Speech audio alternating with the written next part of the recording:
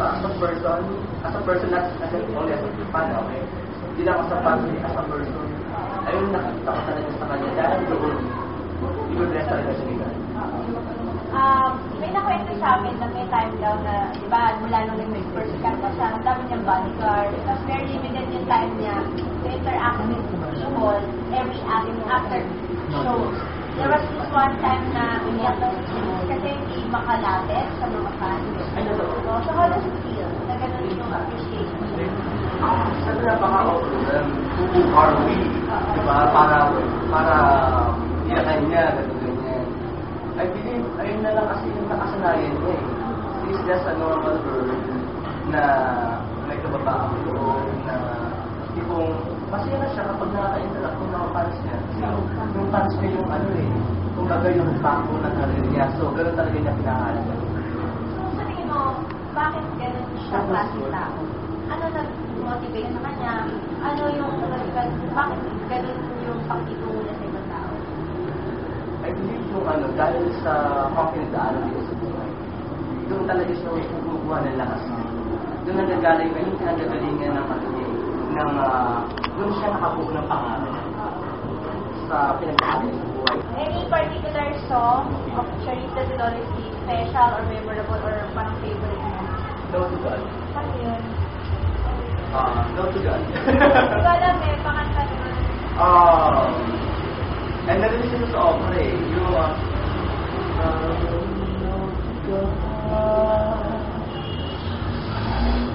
in my soul, I'm at one way for beautiful nature.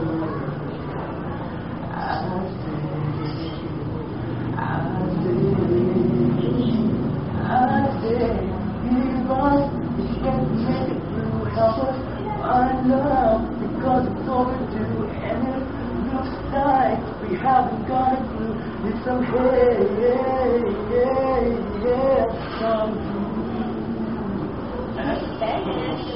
Thank you!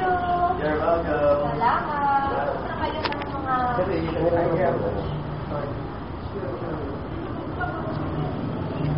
Irma. Sorry, mali. Sayo. Irma.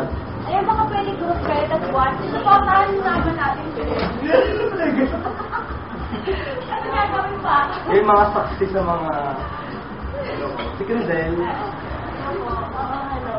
Pwede bang House are the narrative. Saan pinipicture yung new house ni Charisse. Then yung napicture siya sa those are...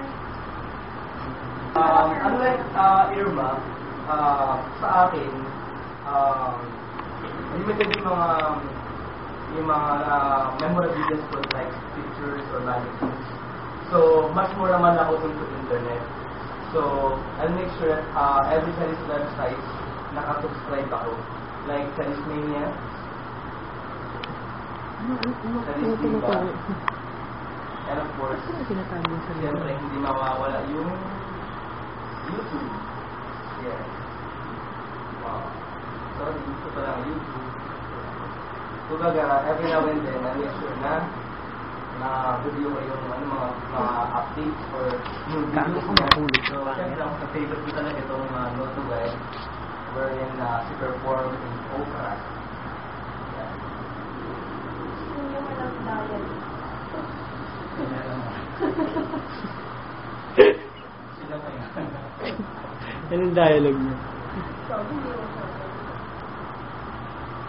Wait na kami rito.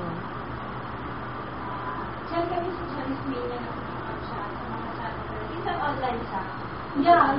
Asa siyang siya nag-online. Tapos meron kami tinatawag sa CCC sa Charisse Mania kung saan pwede kang mag-video video and audio. So pwede ka kumanta, pwede ka makipag-duet kaya siya kung gusto niya kumanta. Ilan kayo na-chat? Marami, countless. Kasi all over the world, worldwide to. Tapos kanina sa interview, lahat ng mga sponsors, sobrang love na love siya. Kasi kahit daw yung iba daw endorsers, parang mag-ribbon cutting ka, 30,000. So is that, naman, pag ganyan lang ako, hirap na. Diba? Okay. Ngayon, 2 a.m. she texted me. Can I know her profile? Pero hindi ka siya nakapag-usapan. 2 a.m.